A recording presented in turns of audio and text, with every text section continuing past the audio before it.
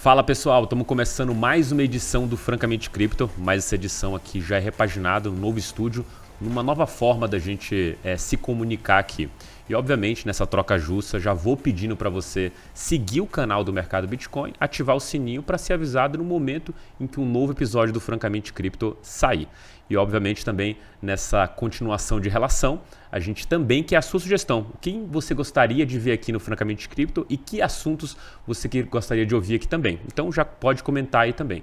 Para você que está ouvindo nas plataformas de áudio como Spotify, já aperta também para seguir. Perfeito? Então, estamos combinados, já podemos começar a nossa edição hoje aqui. E acho que você já está acostumado com o meu companheiro aqui, o Luca Benedetti, que é o nosso comentarista oficial de futebol. E aí, Luca, tudo certo? Tudo certo. Bom, fim de semana foi assim, mais ou menos, né? Poderia ter sido melhor. Foi um 2-0 ali só. Mas tá bom.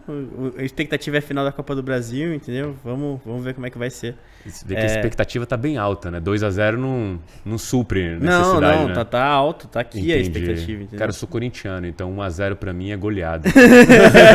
Eu já tô nessa fase. Mas, pô, vamos deixar o comentário aqui de futebol de lado pra gente entrar, obviamente, no nosso episódio de hoje. E como você já tá acostumado, a gente sempre tem convidados aí especiais. Hoje eu trouxe aqui a Sabrina Olivo e como sempre você está acostumado também, a gente não apresenta o convidado, a gente pede para ele se apresentar. E aí, Sabrina, tudo certo? Você Tudo certo. Fala quem é você na fila do Pão de Cripto. Na fila do Pão de Cripto, primeiro, antes de tudo, obrigada pelo convite, estou muito feliz de estar aqui com vocês dois, tá? Vai ser massa, com certeza, a nossa conversa. Hoje eu estou trabalhando como Head de Parcerias Estratégicas na Web3 Dev, que é uma comunidade de devs aqui no Brasil. Maravilha. E, cara, uma coisa que a gente sempre pergunta aqui para o convidado, de modo geral, é como que foi a sua iniciação em cripto ou Web3? Como foi seu processo, né? Em que momento você falou, putz, eu quero fazer isso por um bom período da minha vida e meio que gostei desse lugar. E óbvio, se você gostou, né? Vai ver que você está aqui por obrigação também, não sei também. Pode ser, aceitei convite para educação. Não. Bom, eu trabalhava antes em uma fintech, eu fui a primeira funcionária lá, e aí eu fiquei por 3 anos lá. Então, eu passei por todas as fases possíveis de uma startup em pleno vapor. Que ano de fintech aqui no Brasil? Foi no Brasil, isso. Foi 2018, quando eu voltei do Canadá. E aí, a gente já começou em janeiro de 2019, pegou a pandemia de cara. Então, foi super resiliência na fintech, deu pra pegar muita coisa. E aí, na pandemia, a gente cresceu muito o time. Então, assim, eu tinha 25 funcionários, eu liderava 20. Então, foi uma loucura, assim. Mas foi muito legal, que deu pra aprender muita coisa. E aí, lá eu tava tocando principalmente o time comercial. Eu tocava tudo, exceto a parte de tecnologia. E aí, a gente tinha um CTO. Mas eu queria cada vez me comunicar melhor com ele. Então, eu comecei a estudar um pouco mais sobre tecnologia por si só, blockchain e tudo mais. E aí, eu conheci DeFi. E meu background é de finanças, né? Então, quando eu conheci DeFi, eu fiquei apaixonada. Falei, cara, isso é incrível. Nunca tinha imaginado, que tecnologia sensacional. E aí, eu tentei trazer muito isso pra fintech, né? Eu falei, cara, isso é o futuro. O pessoal tá falando muito. Não tem como a gente ser uma fintech e não tá falando sobre isso, sabe? E aí, eu tentei bastante conversar com ele sobre isso. E aí, foram meses e meses e meses. Não é um assunto muito fácil, né? Com certeza. Total. E ainda mais um dos sócios, ele veio do mercado tradicional, né? Então, ele trabalhou muitos anos em bancos, grandes bancos, inclusive. E aí, acabou não dando muito certo. E aí, eu falei, eu queria muito montar um negócio meu. Eu já tinha empreendido antes. Falei, putz, eu gosto de finanças. E aí, eu percebi que, entre aspas, era uma sensação até engraçada, assim. Eu conversava com os amigos, eu falava, nossa, acho que o trabalho tá atrapalhando o meu estudo, sabe? Porque eu quero estudar mais, mas eu tenho que trabalhar, como que eu vou fazer? E aí eu falei, eu acho que eu tenho que trabalhar com isso, porque senão eu não vou conseguir estudar o tanto quanto eu quero sobre esse assunto. E aí, em outubro do ano passado, eu comecei a mergulhar, a tentar entender como que se trabalhava nesse mercado. Eu não tinha ideia, não sabia como entrar ou com quem falar. Eu estava procurando vaga no LinkedIn. LinkedIn nem tem vagas, basicamente, sobre Web3. Falei, como que eu vou reformular? E aí, todas as vagas eram também para quem era dev. Aí eu falei, será que eu preciso mudar de carreira? Mas não faz sentido, eu não quero ser dev. Enfim, foi toda uma fase. E aí, em março desse ano, foi quando eu consegui a primeira oportunidade, assim, realmente no mercado de Web3. Mas foi de outubro até março, para basicamente entender como que eu ia conseguir trabalhar e pivotar a minha carreira, assim, por si só. Cara, é engraçado você comentar sobre isso da parte de desenvolvimento, né? Que é uma impressão que, acho que quem tá vendo esse vídeo aqui, tá ouvindo, tem, né? Até porque quando a gente olha para a fase da Web3, de cripto, ainda é muito de construção. Então você precisa dessa galera que faz isso, mas assim, tudo tem um pouco de equilíbrio nesse sentido. E aí, só para curiosidade mesmo, assim, nesse período, você chegou a encontrar alguma vaga que não fosse de desenvolvedora, que não fosse especificamente técnica, ou na verdade não existia mesmo e você continuou buscando de alguma forma até encontrar essa vaga? Então, foi um longo período para eu conseguir saber aonde encontrar essas vagas. Porque, como eu vim de investimento, eu só conhecia a cripto em si. E aí, levou um tempo para eu conseguir pensar, putz, eu acho que deve ser igual um mercado. Beleza, tem ações do Itaú, mas o Itaú realmente é uma empresa. Eu tenho sei lá, a moeda da Chainlink. Pera, a Chainlink realmente é uma empresa. Então, deixa eu tentar procurar a vaga na Chainlink. Sabe esse tipo Entendi. Levou um tempo para eu me tocar sobre isso. Então, logo quando eu me toquei, eu comecei a entrar no site dessas empresas para procurar vaga direto no site. E aí, a maior parte das vagas eram todas para dev. Eu falei, não é possível que ele não... Porque se é uma empresa, ela tem que funcionar como qualquer outra. Tem que ter todas as vagas. Enfim, eu demorei pra conseguir tentar achar um caminho ali. Foi muito bater na cabeça. E eu não conseguia encontrar pessoas no mercado. Eu falei, não é possível, não existe ninguém trabalhando em Web3 no Brasil. Onde que elas estão? Porque não estão no LinkedIn. Onde se escondem, o que comem. Exato, foi muito isso. E aí, enfim, eu não conhecia o Discord na época. Não sabia que existiam essas coisas. Foi realmente em março que foi uma mudança radical, assim, tudo que eu sabia. Cara, eu tô tomando as ações aqui, Luca, mas pode ficar à vontade claro, de perguntar. pode deixar. Me interrompa aqui, que eu tô bem curioso. Porque eu já vi algumas pessoas passarem um pouco desse processo, assim. Geralmente, quando eu trazia ou conhecia alguém novo em cripto, e aí no meu caso específico, que sempre trabalhou com research, a gente tinha um período de 3 meses, assim, até... a pessoa se sentir confortável com aqueles termos e tema e tudo mais. Mas quando você traz um pouco dessa sua história, você bateu muita cabeça até talvez encontrar. E o que mudou exatamente, Márcio? Foi a possibilidade de conseguir uma vaga e ser aberto para essa quantidade de pessoas que já estavam inseridas naquilo? Ou você, sei lá, descobriu um site, alguma coisa que ninguém sabe e agora você vai revelar para todo mundo que está aqui como que realmente... Um pote de ouro de cripto. Pote de Bitcoin. Eu estava pesquisando muito no assunto, eu já estava entendendo um pouco mais sobre o que era o Web3. E aí, em fevereiro, eu achei um evento chamado Ethereum Rio. Que eu falei, putz, esse evento vai ser sensacional. Olha quanto nome de gente fera que tá vindo pro Brasil, não acredito. E aí eu comecei a entrar no LinkedIn de cada uma das pessoas. E aí eu vi que algumas indicavam Twitter. Eu falei, mas a pessoa usa Twitter? Enfim, foi realmente uma curva de aprendizagem bem interessante. E aí eu queria muito ir no evento, mas o evento, assim, caríssimo. Tava $300. Eu falei, quem no Brasil tem $300 pra pagar no evento, sabe? Eu pensei a mesma coisa, achei que tá vazio. Realmente, bastante gente em $300 pra gastar. Exatamente. E de cripto ainda, né? Exatamente. A galera gasta muito mais em figurinha na blockchain, não vai gastar $300 no ingresso. Você também, que são contrapontos, né? Ele não gasta no evento em nada, mas numa figurinha vai 300 mil tranquilo. Imagina quando a figurinha virar NFT. Nossa senhora. Mas, enfim, aí eu tava passando por isso, de tentar entender. E aí eu falei, putz, eu não sei se vale a pena gastar dinheiro com isso ou não. Parece que tem muita gente legal, mas eu vou chegar lá e vou falar o quê, sabe? Será que só ir no evento talvez vai ajudar?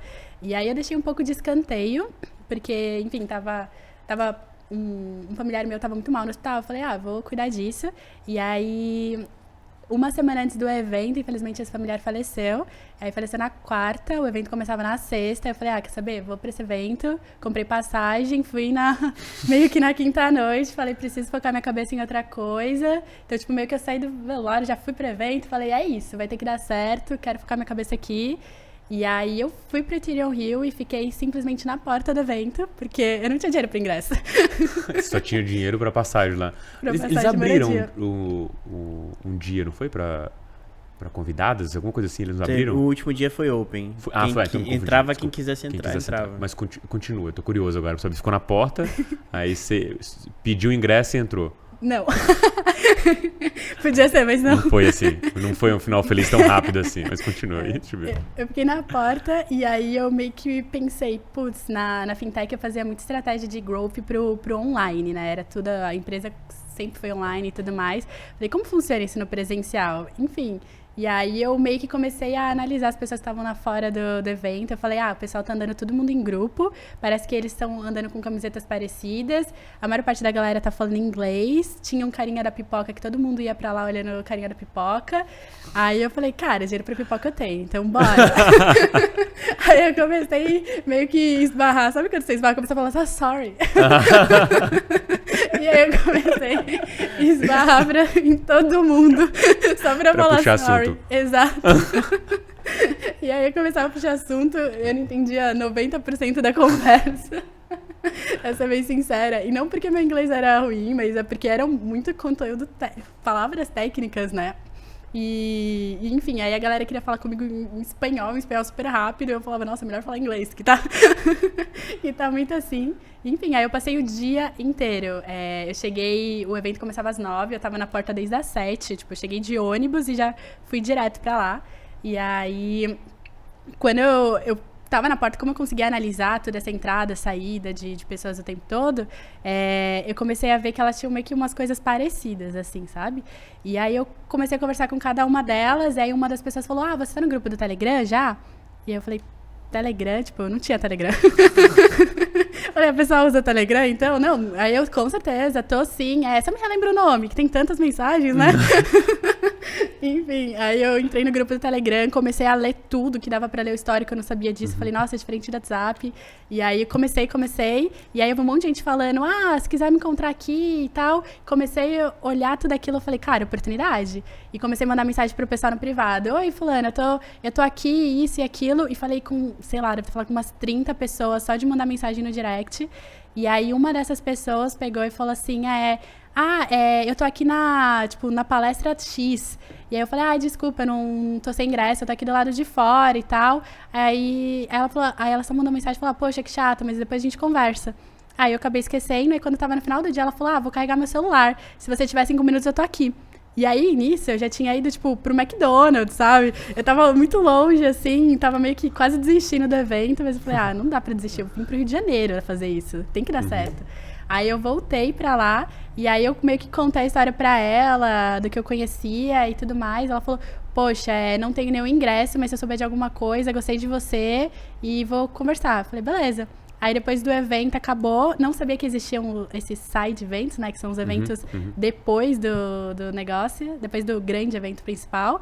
Aí eu voltei pro Airbnb e ela me mandou uma mensagem falando, liberaram 100 vagas para as primeiras 100 mulheres que chegarem. Eu lembro disso aí. Aí eu fiquei tipo, mas não é mentira? Aí, porque eu tinha olhado e um tal de Conor tinha mandado essa mensagem. Falei, esse negócio deve ser, sei lá, não deve ser verdade. E aí ela falou, não, é o Conor. Eu falei, legal, ok. Aí, enfim, eu cheguei no dia seguinte, e aí começava às 9. Cheguei de novo, 6 horas da manhã, eu falei, um monte de gente deve estar querendo o início, eu não posso perder isso. Aí cheguei e não tinha nem segurança no lugar ainda. Tava muito cedo. Um monte de gente. Existe, sei lá, 100 mulheres dentro do Rio de Janeiro que queriam ver o Web3, não sei, acho difícil. Meio que isso. Mas enfim, aí depois de um tempo eu comecei a ficar com medo, né? Que era Rio de Janeiro, tava escuro e tudo mais. Ainda não tinha absolutamente ninguém ali no Museu da Manhã. Aí começou a chegar os primeiros seguranças, eu comecei a puxar assunto com eles e tal. Aí meio que eu consegui conversar logo com a primeira pessoa. Aí eles falaram, nossa, que legal que você é a primeira mulher que chegou e tudo mais. Aí eu mas não tinha nenhuma fila, sabe? Falei meio assim. E aí uma das pessoas falou, mas se você conhecer outras mulheres, pode divulgar também. Eu falei, sério? Porque, a concorrência vai ser muito, né? Acho que se abrisse pra 100 pessoas, talvez não teria 100 pessoas pra entrar na conferência. Que isso. Aí eu lembro que, no dia anterior eu tinha conversado com um monte de gente, comecei a sair mandando link falando, abri os ingressos, porque eu descobri que muita gente também tava no Rio e não tinha grana pra bancar o ingresso. Aí eu comecei a mandar pra elas, no final do dia eu trouxe umas 20 mulheres pro evento. Nossa, bastante. E aí, tipo, e todo mundo que entrava, parecia que eu conhecia todo mundo lá, entendeu? Porque, na verdade, eu que tinha colocado as pessoas dentro. Você saiu uma pessoa sem ingresso pra ser a coordenadora do evento lá, Não, mas foi muito promoter. legal. Foi quase isso. Aí no evento eu peguei e comecei a conversar com todo mundo lá. E aí no final eu saí com 5 propostas de entrevistas de emprego. Eu fiz várias entrevistas, tipo, com o pessoal ali na hora, durante os dias do evento. E aí 5 empresas me ofereceram uma proposta e aí eu aceitei uma delas. E aí eu iniciei realmente, de fato, no mercado de Web3, entendendo como funcionava. Olha, eu tô... Isso que é vontade de transacionar, de fazer essa transição de carreira, né, cara?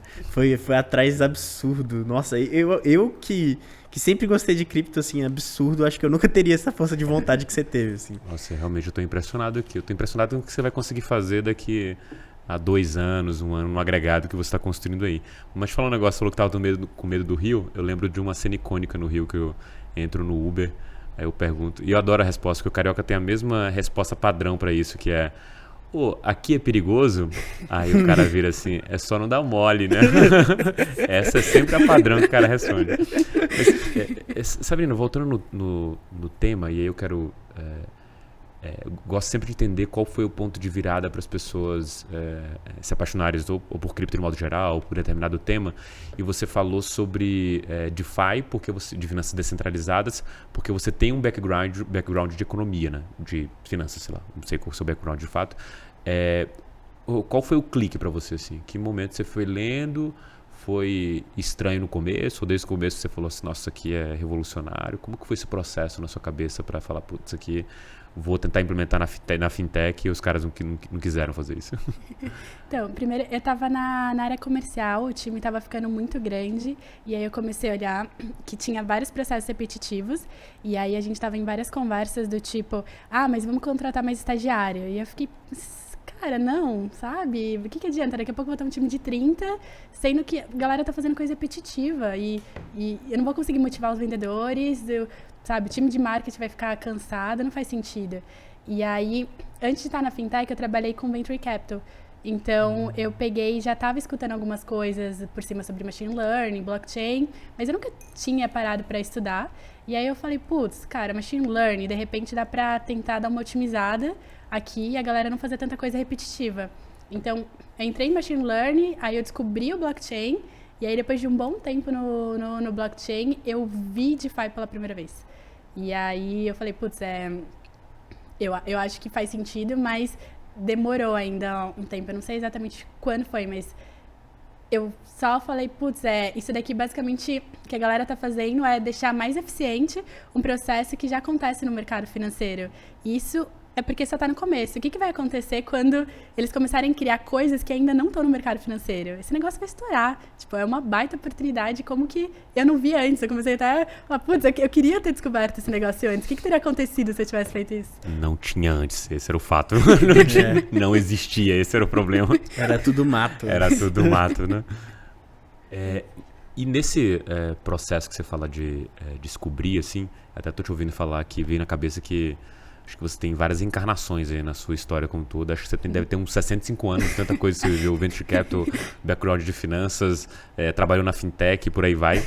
Mas nesse ponto específico de finanças descentralizadas, uma coisa que a gente gosta muito de falar, eu acho que até o pessoal da Paradigm Education usa bastante esse termo, que é a Faria Lima inteira numa API, né? Que é basicamente a maneira como a gente vê isso também, que você não precisa pedir licença para as pessoas para usar aquele determinado protocolo, você simplesmente vai lá e usa, se agrega, Money Legos, né, uma coisa vai construindo em cima da outra em finanças centralizadas. Acho que isso acaba chamando bastante atenção. Mas saindo, quer dizer, olhando a sua trajetória quanto a isso, você fez um caminho relativamente diferente, por exemplo, acho que do meu e do Luca, por exemplo, que aprendeu o Dogecoin primeiro. Eu fui primeiro aprender, depois ele já contou aqui algumas vezes sobre esse caso dele, mas o meu processo foi um pouco de aprender primeiro o Bitcoin, para depois aprender outras coisas, né? Então, comecei a investir em 2015 e em 2017 trabalhei profissionalmente. Ali que eu realmente comecei a solidificar algumas coisas. E esse seu processo, ele mostra para mim muito o que tem de diferente hoje da maneira como as pessoas entram em cripto, que é, vai ter o cara que entrou por NFT, vai ter o cara que falou, eu sou um artista, estão vendendo dessa forma, eu vou descobrir isso aqui, e se junta à comunidade, vai lá e acaba se especializando nisso. Você já tinha um background de finanças, foi mais fácil para você entender finanças descentralizadas. E esse desenho que a gente tem hoje no mercado cripto, a nossa leitura até que hoje a gente tem vários pontos de contato com pessoas do mercado tradicional, de finanças tradicionais ou de qualquer outro mercado tradicional, em que você pode atrair o público para cripto especificamente. E aí, você que conversou com 1 milhão de pessoas aí, que promoter de evento e que conseguiu 5 entrevistas aí dentro de um curto período de tempo num evento que você nem pagou para estar, qual que é a sua leitura sobre essa cultura de cripto hoje, assim, das pessoas que você tem contato, que você conversa, qual que é? Existe uma definição como que essa galera se comporta, assim, da maneira que você tem contato com isso, assim? Tipo, aí vale tudo, assim, na minha visão. Como que eles pensam com a sua leitura sobre isso? Onde eles vivem, onde eles dormem. Exatamente. Você está falando mais no sentido de como eles entraram, né, no mercado. Isso. Mas não sei como eles entraram ou onde que eles estão alocados, né? Porque a gente estava discutindo aqui desde o começo se tinha muita vaga para desenvolvedor, né? Mas existem outras pessoas dentro desse meio trabalhando nisso? Sim.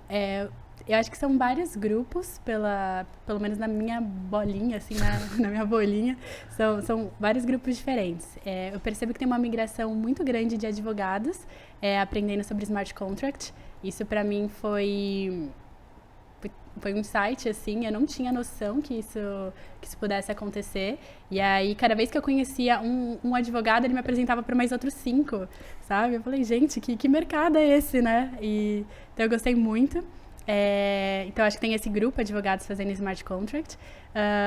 Tem um grupo de advogados também, que eu acabei conhecendo muitos, indo para community managers, né, esses gerentes de comunidade. Então, são pessoas que têm habilidade de negociação, comunicação, né, e quando você fala de DAO, né, que essas organizações descentralizadas, você precisa ter muito jogo de cintura, né, porque ali não tem hierarquia, então é como se fosse quase um trabalho voluntário ali, que você tem que motivar o pessoal, né?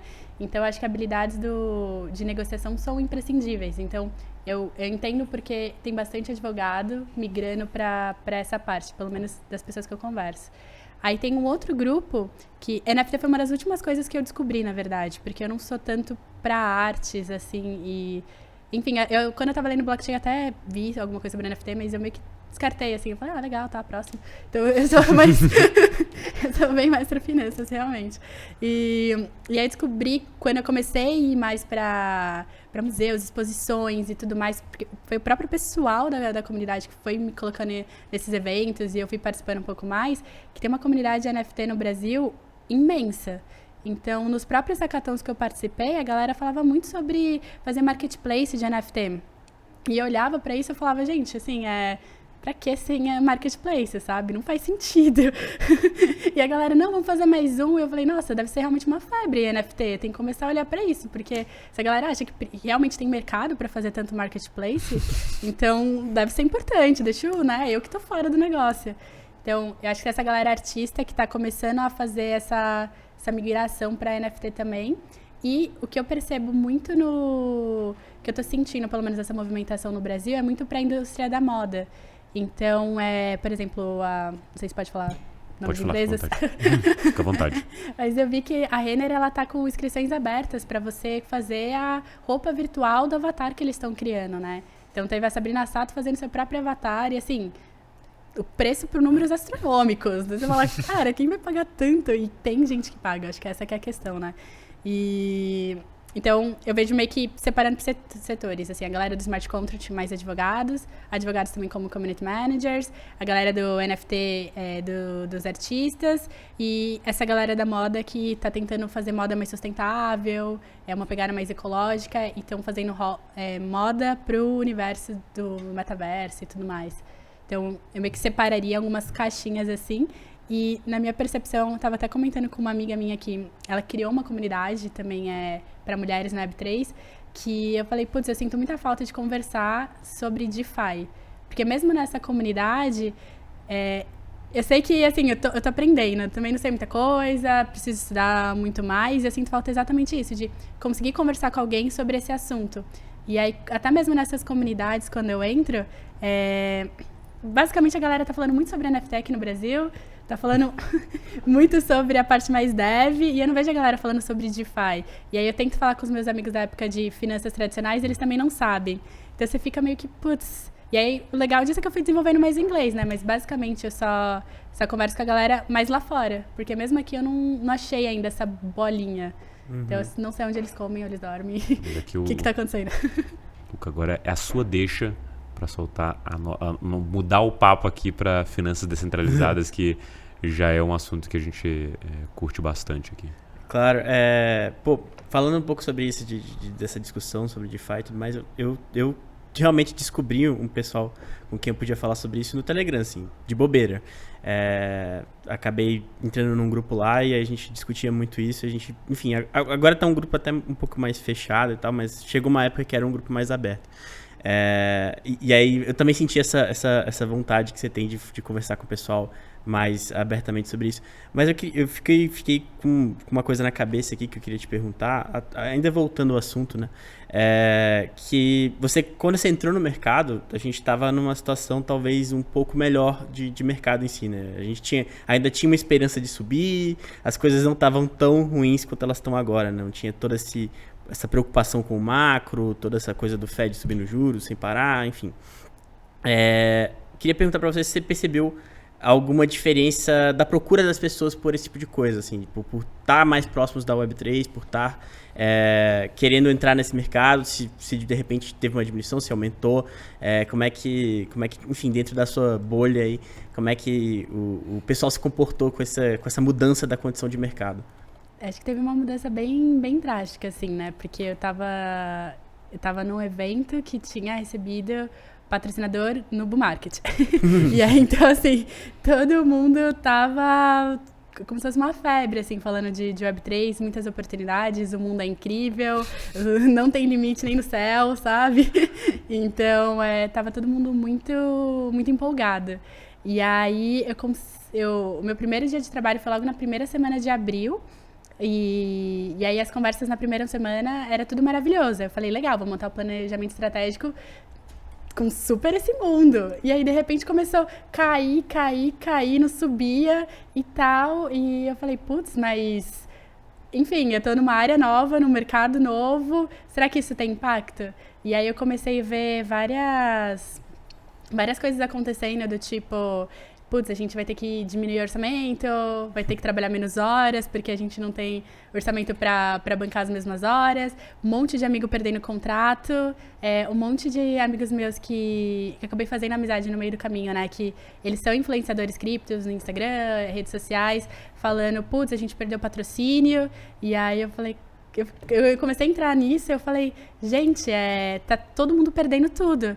E aí eu tinha apostado todas as minhas fichas em Web3, né? Então, eu tinha saído da Fintech em janeiro, porque eu falei, eu quero me focar mais nisso, né? Então, eu já tava usando toda a minha reserva financeira. Eu falei, gente, meu dinheiro tá acabando, a galera não tá conseguindo novos trabalhos, eu tô perdendo contrato.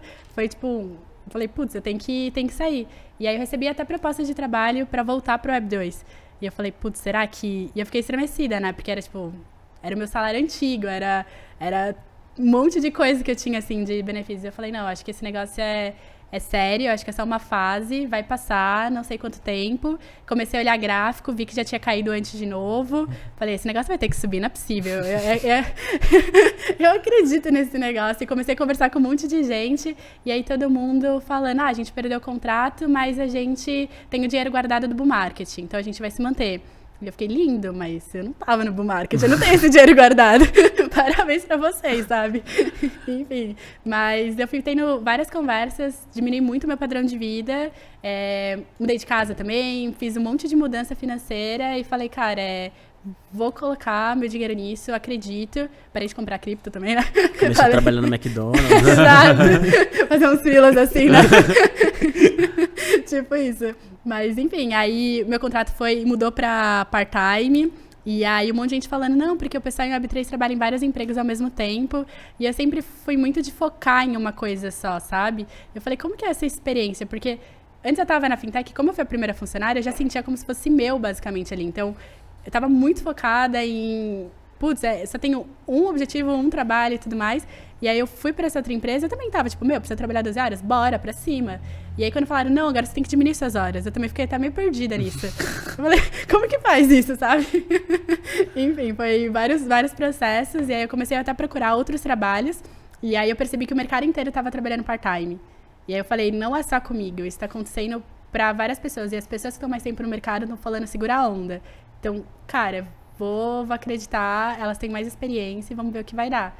E aí as coisas começaram a se movimentar, aí eu recebi proposta para entrar na Ethereum Brasil, e aí foi tudo um processo, assim, fui conhecendo mais pessoas, fui fazendo vários trabalhos voluntários no meio do caminho para aumentar meu portfólio também, né? Então, as coisas que eu aprendi eu queria executar, mas as pessoas não queriam pagar. Eu falei, então beleza, eu vou fazer de graça porque eu quero aprender. Então, foi um processo até chegar ao estágio de hoje, e aí a gente ainda tá no bull market, então eu acho que muita coisa tem de legal aí pra frente, sabe? Uhum. Outra coisa que eu queria perguntar, e aí talvez até deixa aí para deixar uma dica para o pessoal que está escutando, é que você fez uma coisa que é muito difícil, né? Você correu atrás de fato, estava lá na porta do evento, foi atrás até conseguir de fato entrar nesse mundo num cargo não técnico, né? Hoje, com o conhecimento que você tem, o que você diria para uma pessoa que quer começar nesse mundo, mas também não tem conhecimento nenhum técnico, onde que ela tem que procurar, né? Onde é que ela vai achar esse tipo de trabalho, a pessoa que quer migrar do Web 2 para o Web 3? Só para complementar, que eu acho que pode ser interessante, e obviamente depois você pergunta aí, qual que é a habilidade que para você foi mais, te destacou mais nesse sentido? Aí você pode responder, que curioso agora. A primeira, acho que tenha dinheiro pra pipoca. Mas, enfim, de habilidade, acho que a questão da comunicação, assim, sabe? E muito sobre a questão de pensar como que eu faço negociações ganha-ganha. Então, não foi do nada que eu peguei as 5 entrevistas, sabe? Não foi do nada, até fazendo um parênteses de responder a sua pergunta, assim. O que aconteceu no evento foi, eu fui realmente a primeira mulher a entrar, eles falaram que eu podia levar outras pessoas, eu trouxe essas outras pessoas que eu já tinha conhecido no dia anterior, e aí eu realmente prestei atenção nas histórias delas, sabe? Realmente sobre ter escuta ativa. E aí eu comecei a fazer conexão com as próprias 20 mulheres que eu tinha conhecido no evento. Eu sabia que uma era complementar com a outra, e aí eu encontrava uma pessoa que, por exemplo, estava falando, putz, esse mercado tá difícil realmente, preciso muito de designer. E aí eu fazia um link. E aí eu falava, putz, legal, você já conversou com tal fulano? Não, então, legal, pegava, mandava mensagem, onde você tá? Tô em tal lugar, apresenta. Então, eu fui fazendo conexões com as pessoas nos próprios eventos. Uma das pessoas que eu conheci lá falou, tava precisando de relações públicas, porque Não, na verdade, a conversa foi muito no sentido de, tem poucas pessoas que conhecem a gente no Brasil, a gente é mais conhecido fora. E eu falei, mas eu acho que isso faz sentido, que talvez possa fazer sentido a estratégia de relações públicas, né?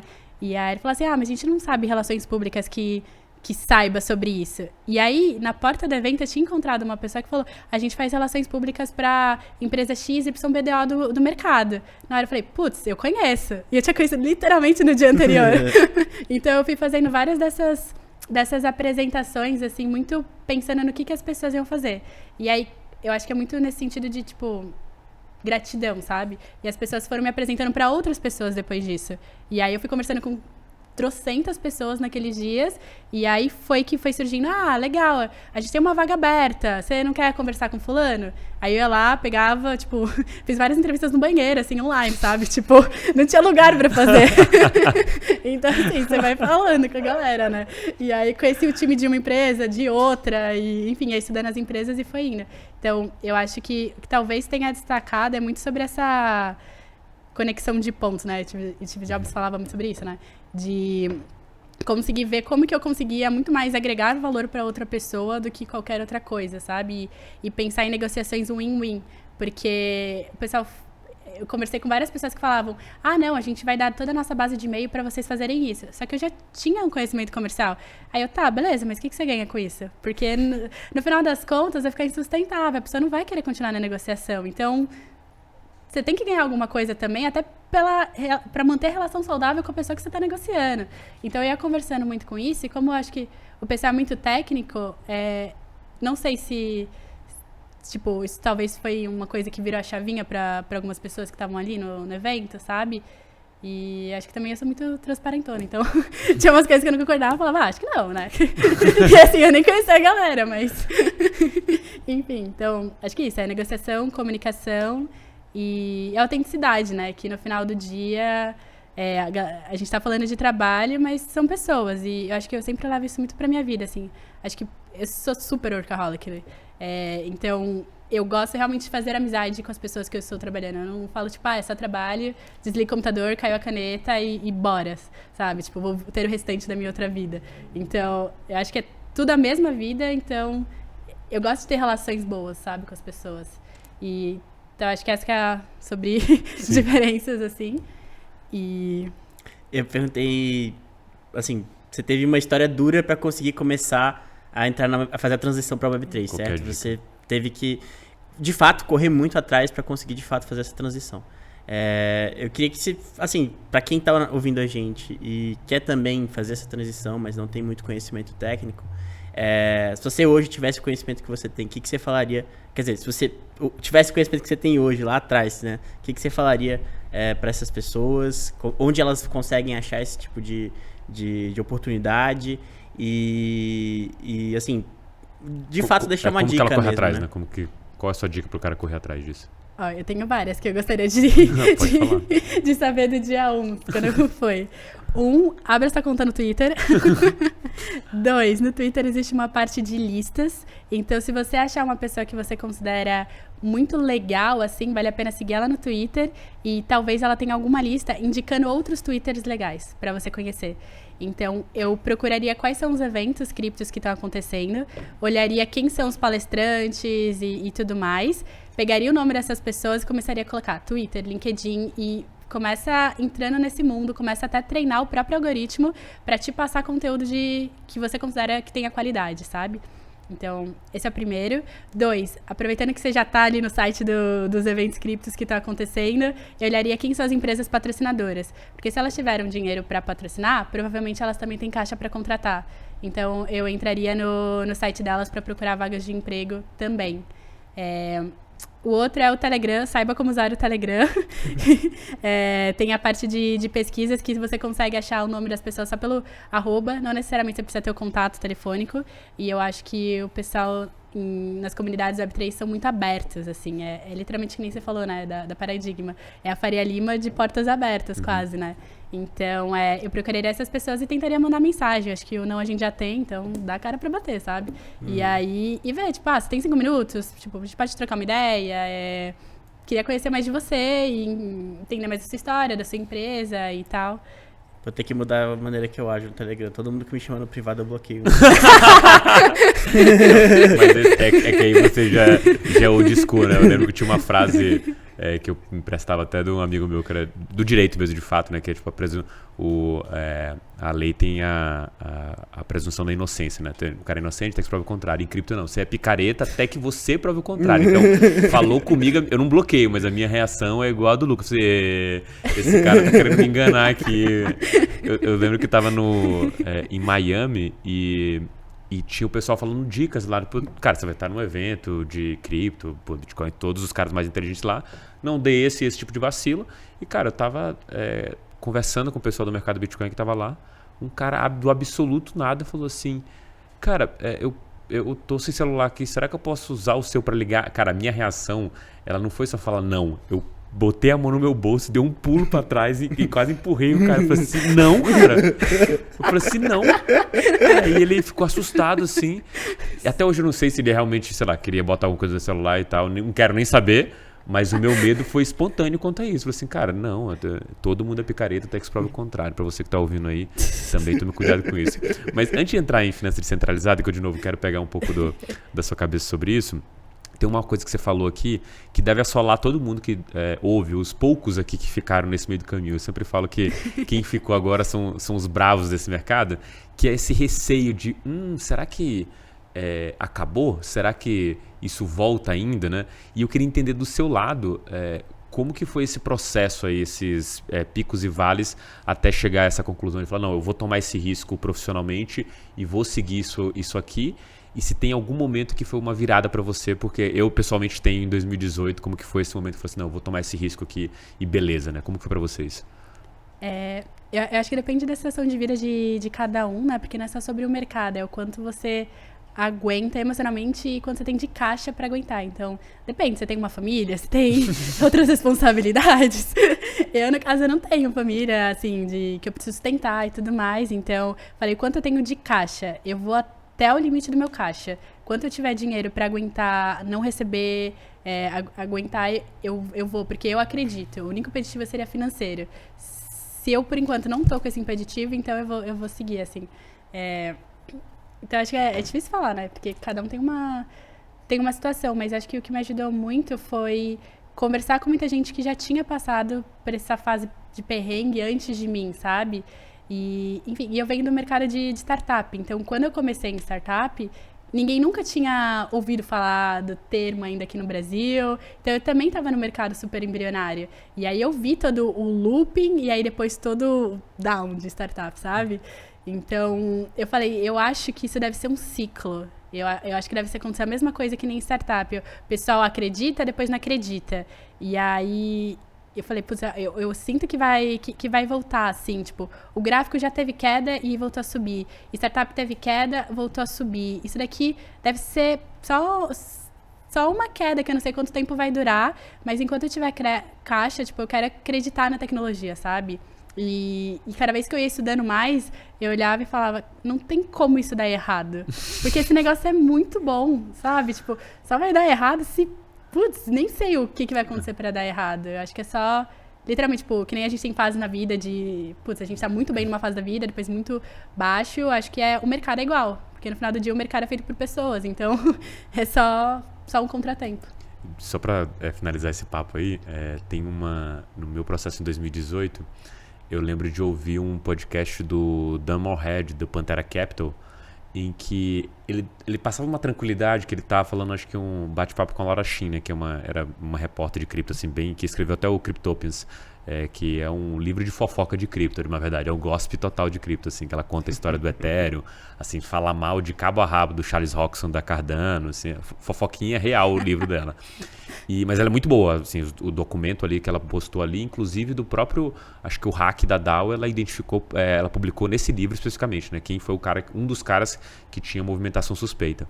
E ele falava nesse podcast com ela, falou assim, cara, isso em 2018, cara, se a gente tivesse em 2013, assim, a voz dele, se tivesse em 2013, eu ficaria, porque quando começou o Pantera Capital, né, eu ficaria meio tenso e tal, porque as coisas não estavam alinhadas, a gente não tinha essa quantidade de investidores, institucionalizado, todas essas estruturas que a gente tem hoje, mas especificamente hoje, em 2018, a preocupação é muito mais, beleza, quanto tem de caixa na minha empresa, quanto tempo eu consigo durar com esse caixa que tem aqui e principalmente continuar avançando nos projetos que a gente investe, né? Já que a Pantera Capital é um fundo de investimento, porque a preocupação de que esse negócio vai dar errado para mim é quase zero. Alguns projetos vão morrer, algumas coisas que a gente investiu vão ir a zero, mas as outras vão compensar porque o mercado inteiro ele tem esse potencial assimétrico muito positivo.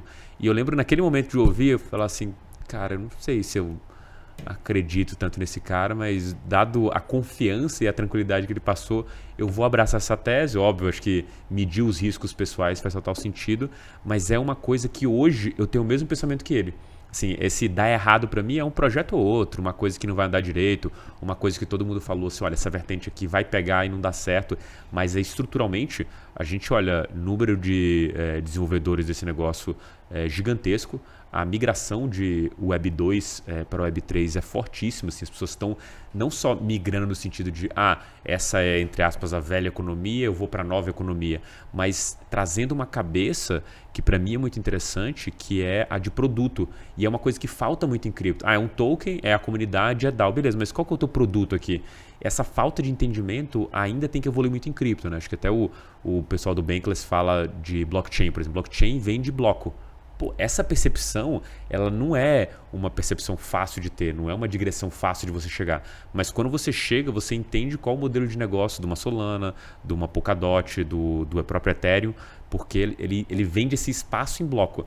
E esse entendimento dá para você traçar algumas outras coisas e principalmente construir produtos dentro dessa rede com esse mindset específico. E aí, para mim, eu acho que eu não sei qual o seu nível hoje de confiança sobre isso que mesmo que você fala, né? Mas a dica é a seguinte: continua falando que uma hora você acredita também nisso. Vira um mantra. Vira um mantra. E aí você para de chorar em posição fetal em casa quando você chega à noite, assim. Todo mundo já deve ter passado por isso. Se não passou, é brincadeira, tá? Tô brincando aqui. Mente até virar verdade, né? Mente até virar verdade. Mas eu queria entrar agora no nosso papo de finanças descentralizadas. E primeiro, acho que gostaria de pegar a sua definição sobre isso para o nosso ouvinte aqui, /espectador desse podcast. Como você traria a definição de finanças descentralizadas, para quem não conhece ainda? Para quem não conhece, tá? Responsa. Eu falaria que é um jeito de você ter realmente o controle de como você conseguir trocar uma coisa que você quer. É difícil explicar isso de uma forma, para quem nunca ouviu falar sobre o tema, né? Mas a gente fala muito sobre ter o teu controle do dinheiro, né? Mas no final das contas, o dinheiro, ele serve para você poder comprar as coisas que você quer. Então, acho que é muito sobre você ter essa autonomia, liberdade, e o mais importante, né? Autonomia e liberdade vem com responsabilidade, né? Então, você ter responsabilidade por aquilo que você quer conseguir. Então, acho que finanças descentralizadas é muito você ter o controle de uma coisa que você já deveria desde sempre ter o controle. Porque você que trabalhou para conseguir aquilo, sabe? Então, por que colocar isso no controle de uma outra pessoa? Ou de uma instituição e tudo mais? Então, eu gosto dessa ideia que a gente fala muito. Foi até um papo que eu tive com um amigo meu esses dias. É um pouco irônico, né? A gente fala sobre descentralização, mas no final a descentralização é a centralização em você mesmo. Porque você fala, pô, tá comigo, é isso, entendeu? Então eu falaria meio que isso. Entendi. Essa sacada foi boa. Gostei. Nunca tinha pensado nisso. Não, tô escrevendo aqui, vou falar. Caraca, que foi você? Corta essa parte do podcast. Corta essa parte do podcast que eu vou falar amanhã em outra entrevista que eu vou dar aqui. Repete pra mim aqui. A descentralização é a centralização em você mesmo. Assinado André Franco. Vou botar uma foto. Você pode cortar, já, pessoal, do podcast, essa parte. Mas, você queria perguntar alguma coisa? Não, eu ia comentar que acho que além do controle que você comentou, a gente tem também a questão da transparência, que é muito diferente, né? A transparência que a gente tem em DeFi é enorme. Tanto é que tem muita coisa que está acontecendo hoje que você pensa, cara, se isso tivesse um modelo de negócio de DeFi, talvez isso não seria assim, né? Acho que exemplos claros e contemporâneos é o que está acontecendo com o Credit Suisse, por exemplo, o que está acontecendo com o Deutsche Bank, que se você tivesse aquilo tudo auditável on-chain, você não teria o medo generalizado que está rolando no mercado, pensando, pô, Credit Suisse vai quebrar. O que está acontecendo de fato, né? Porque, assim, uma coisa é o cara lá público falar aquilo, outra coisa é você ter certeza que ele está falando faz sentido, né? E até no próprio caso da acho que é Celsius, né? Que ela pagou uns empréstimos e todo mundo viu que ela pagou, porque era vantajoso, tá sobrecolateralizado, né? Eu vou dar X e você vai me dar 1.3x, então por que eu não vou pagar essa dívida para você, né?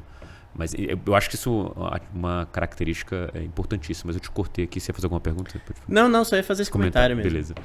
E aí eu quero fazer uma pergunta. Assim, tem alguma coisa divertente dentro de finanças descentralizadas? Né? Acho que a gente pode dividir nas coisas que já pegaram aqui. DEX, né? Exchange descentralizada, protocolo de lend, protocolo de derivativos. Acho que veio na minha cabeça primeiro essas coisas que já andaram há algum tempo. Tem alguma coisa que te chama atenção, tanto como vertente dentro de finanças descentralizadas ou quanto DEP, né, aplicação descentralizada específica, que você, cara, eu amo isso aqui, eu gosto de estudar pra caramba e acho interessantíssimo? Cara, tem uma coisa que nesses últimos meses tem que fazer eu virar à noite, assim, que eu realmente fiquei muito apaixonada, que é ReFi, que é finanças regenerativas. Nossa, na hora que eu vi a primeira vez, falei, cara, tô encantada, esse negócio eu quero mergulhar nesse assunto, né?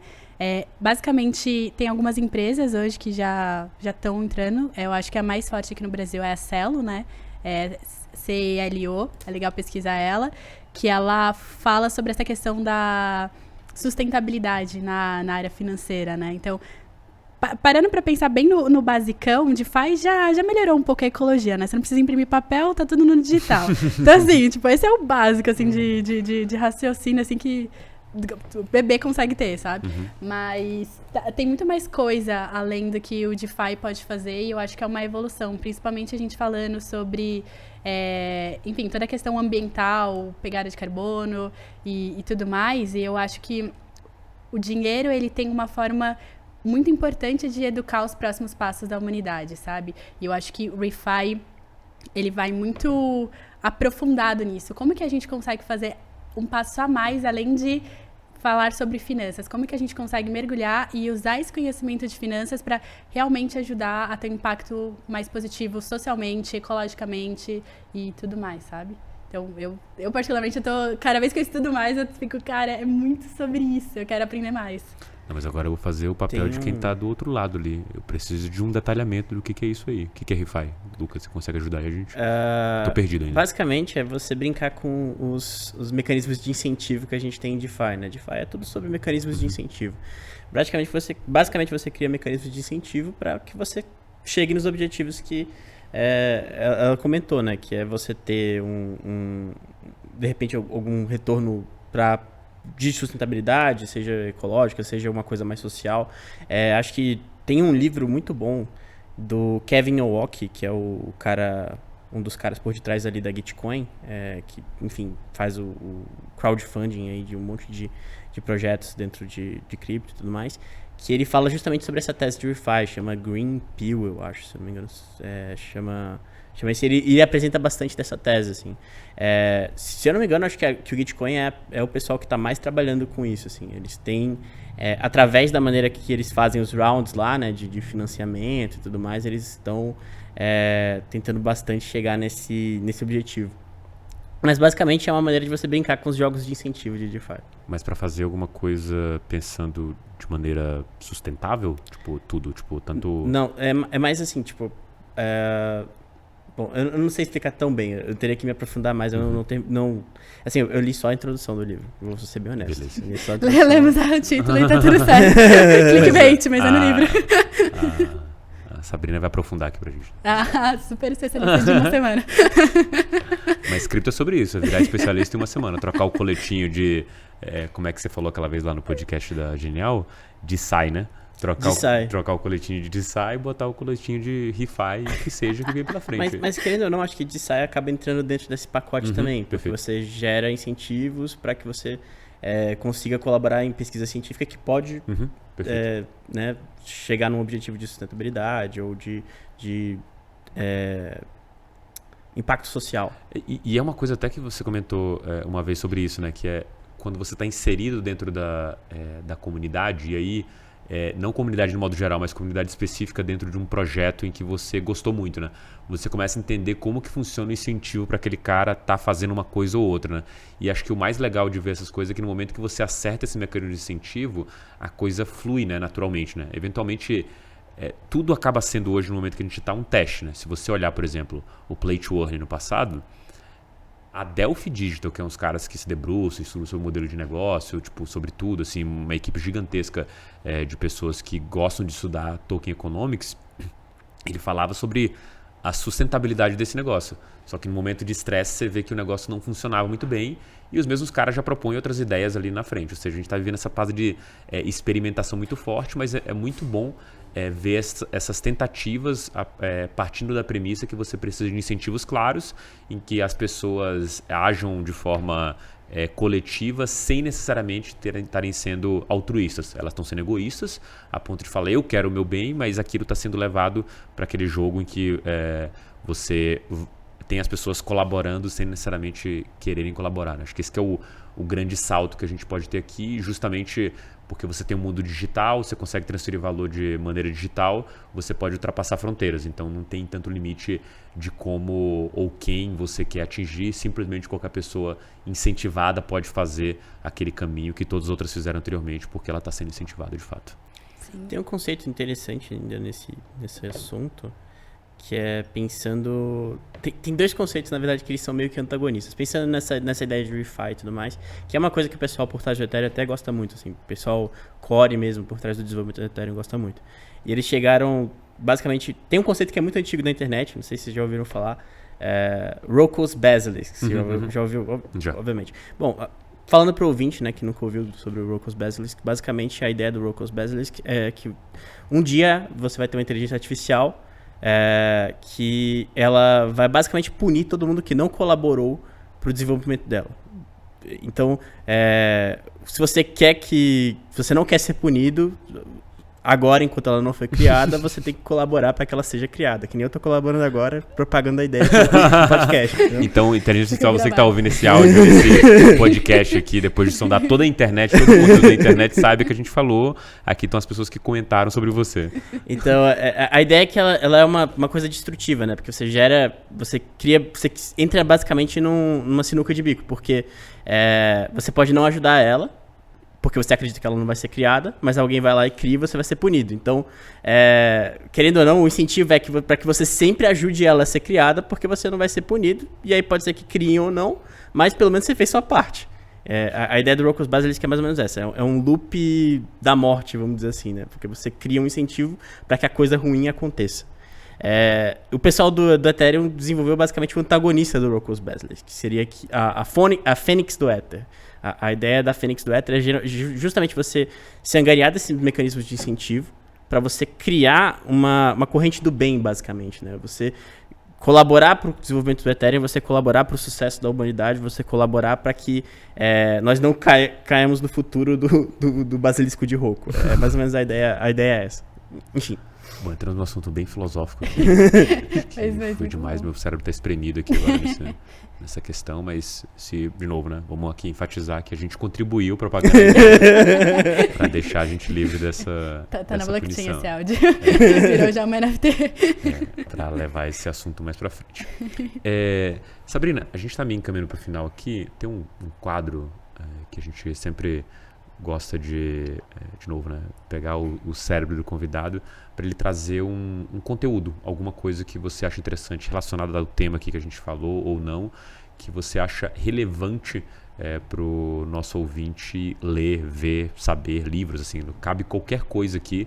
O ideal é que venha alguma coisa que você ou leu recentemente ou marcou muito você nesse seu crescimento aqui dentro desse mercado, e você entende que é interessantíssimo que o ouvinte ouça, leia e saiba sobre isso.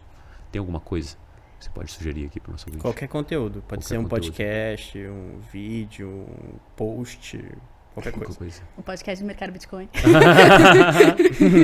É. Muito bom. Continue aí assistindo a gente.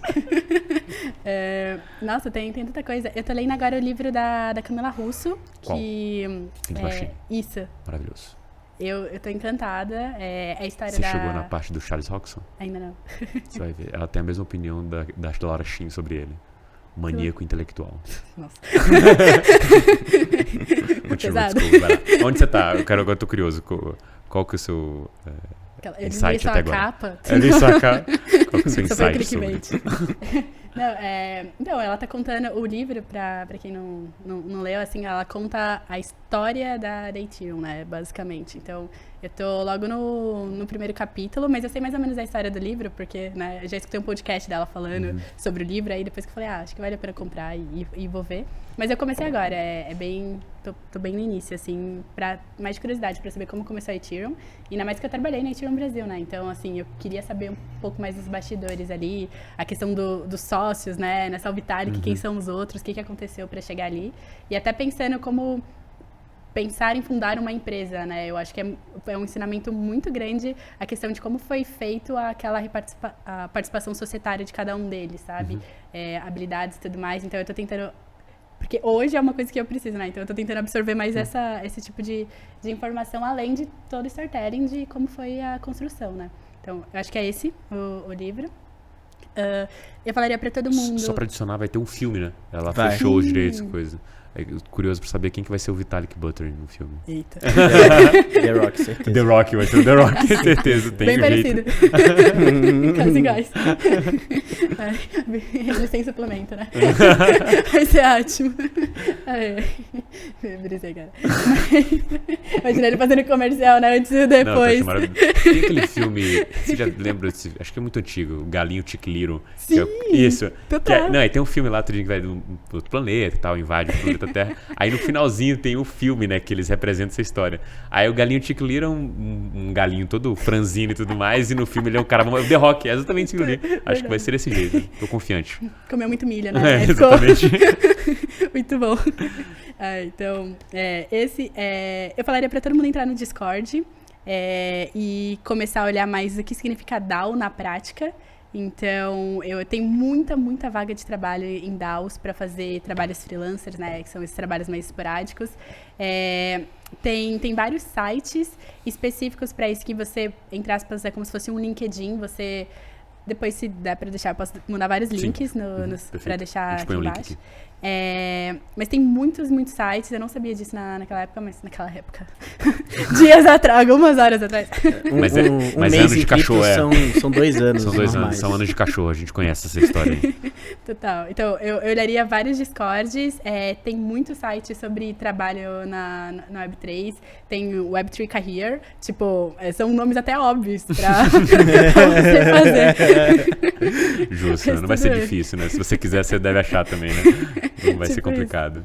Mas eu acho que é isso. Faça essa conta no Twitter, entenda como funciona o Telegram, baixe o Discord e entre nessas DAOs e começa a interagir, ficar engajado. Tem muito trabalho que você, aparentemente, se você tiver a oportunidade de fazer algum trabalho voluntário, vale a pena pelo aprendizado, porque o aprendizado é muito único, assim, e é muito rápido também. E logo mais você consegue já uma posição, né? Eu acho que é muito parecido com o modelo americano de estágio, né? Alguns estágios não remunerados. Eu acho que o Web3, ela tá muito nesse sentido. Eu fiz vários trabalhos sem ganhar nada, ganhei conhecimento, mas não ganhei financeiramente, né? Justamente para chegar num nível que eu pudesse falar, tipo, agora eu sei alguma coisa, você topa me pagar? Basicamente. É meio que isso, assim. E eu acho que é muito começar a entender mais ou menos a mentalidade do Web3.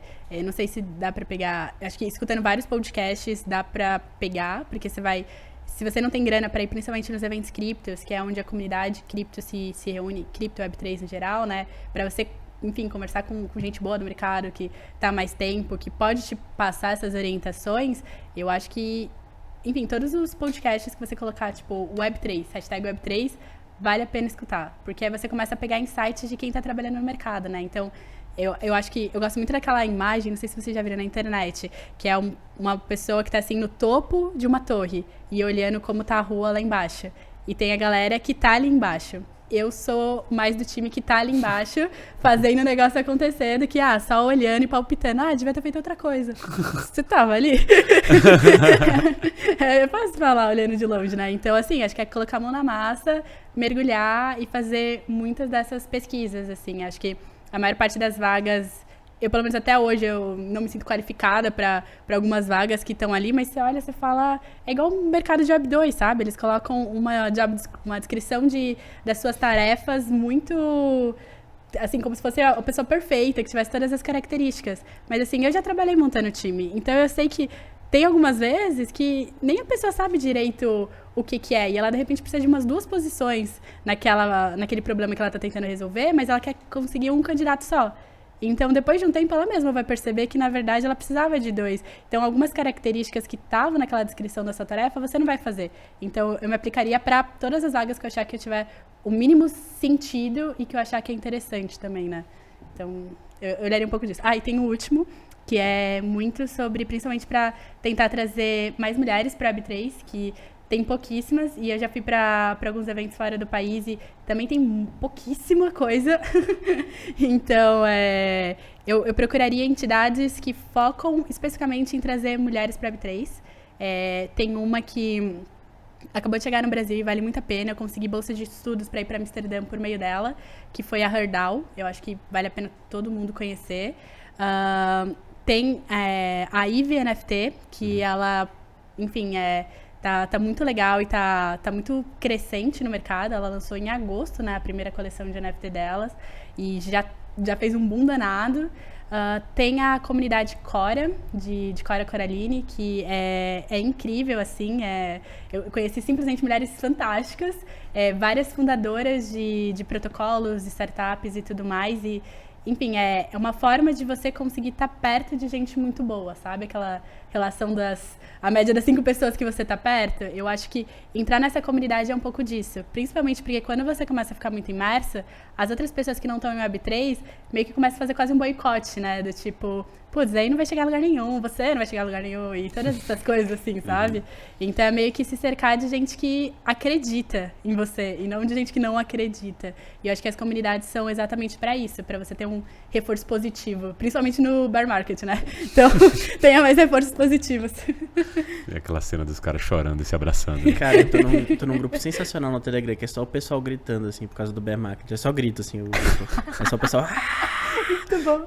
A descrição do grupo é grupo de terapia do bear market e tal. Aí só pode áudio, o áudio só pode ter grito. Você não pode mandar áudio de outra coisa, entendeu? É só pra você gritar lá... Liberar, extravasar mesmo, o grupo de terapia. Me passa. Eu quero. Maravilhoso. Nossa, achei maravilhoso. Acho que essa aqui foi uma dica que o pessoal vai aguardar com certeza. Né?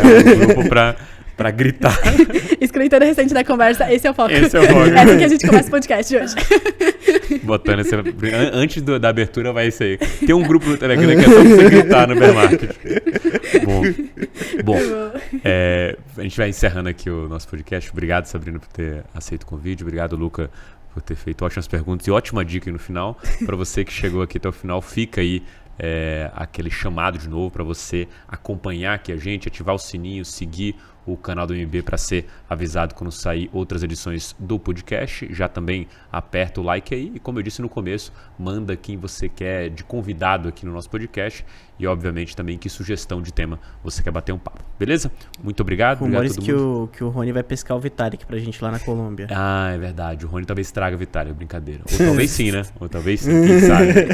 Mas obrigado você que chegou até aqui e a gente se encontra aí no próximo Francamente Cripto. Tchau, tchau, pessoal.